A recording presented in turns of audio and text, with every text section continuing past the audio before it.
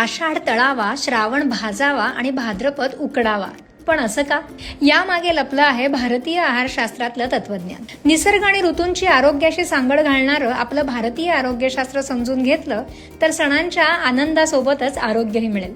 हिवाळा भोगी, उन्हाळा त्यागी आणि पावसाळा रोगी असं आपल्याकडे म्हटलं जातं. याचं कारणच पावसाळ्यात वात, कफ, पित्त हे तिन्ही दोष टप्प्याटप्प्याने बिघडत जातात. यासाठी शास्त्रांनी अनेक उपवासांची योजना या महिन्यात केलेली दिसून येते, ज्या योगे लंघन होऊन अन्न पचन सुलभ होतं. आषाढात पावसाचं आगमन होतं आणि कोरड्या जमिनीवर थेंब बरसू लागतात. जमिनीखाली साठलेली उष्णता मुक्त होऊ लागते. निसर्गातले हे बदल शरीरावरही परिणाम करत असतात. शरीराची स्थिती आतून कोरडेपणा आणि बाहेरून गारवा अशी होऊन जाते, ज्यामुळे शरीरात वात सर्वत्र अडकू लागतो. परिणामी शरीर आखडणं, सांधेदुखी, क्रॅम्प, गॅसेस, अपचन अशा वाताच्या समस्या वाढतात. या काळात घरोघरी तळण केलं जातं. तेलाच्या स्निग्धतेने शरीरातला वात कमी व्हायला मदत होते. म्हणूनच पापड, कुरडया, सांडगे असे पदार्थ या कालावधीत खाल्ले जातात. गरमागरम कांदा भजी आणि पाऊस हे समीकरण तर सुपरहिट आहे आणि आषाढात हेल्दी देखील.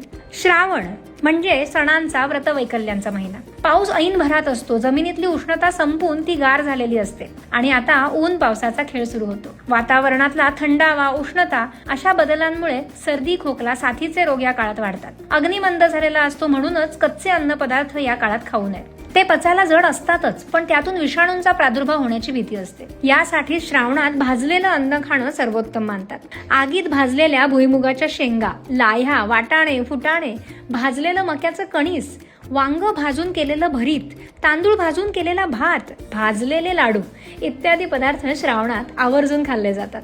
आता भाद्रपद म्हणजे परतीचा पाऊस आणि तीव्र उकाड्याचं आगमन. गारव्याचा लवलेस संपून उष्णता वाढू लागते. परिणामी शरीरातही पित्त वाढू लागतं. शरीरात जिथे संधी मिळेल तिथे पित्ताचा प्रकोप होऊ लागतो. या काळात काही चुकीचं खाल्लं तर त्याचे तीव्र परिणाम शरीरावर होऊ शकतात. एखादा क्षुल्लक आजार अचानक गंभीर होऊ शकतो. अशा अनुचित घटना टाळण्यासाठी भाद्रपदात उकडलेलं अन्न, जसं की उकडलेल्या शेंगा, कंदमुळं, शेंगदाणे, उकडीचे मोदक, उकडून शिजवलेल्या पालेभाज्या इत्यादी आहारात ठेवाव्यात. ऋतूनुसार आजार वाढले तरी त्या आजारांवर उपायही निसर्गच देत असतो. याच काळात कुरडू, टाकळा, केनी, आघाडा, भारंगी, करटुलं, घोळू, अळू अशा अनेक रानभाज्या उगवतात. या भाज्या औषधी गुणधर्मामुळे पुष्कळशा रोगांवर इलाज म्हणून काम करतात. यातल्या बहुतांश भाज्या ह्या उत्तम विषघ्न आहेत, म्हणजे शरीर डिटॉक्स करतात. आघाड्याची पानं गणपतीलाही वाहिली जातात. मानवाचं आरोग्य सांभाळलं जावं यासाठीच शास्त्राने आपल्याला संस्कृती, परंपरा, उत्सवांचा मार्ग दाखवलेला आहे. या मार्गावरून चालायचं आणि निरोगी राहायचं,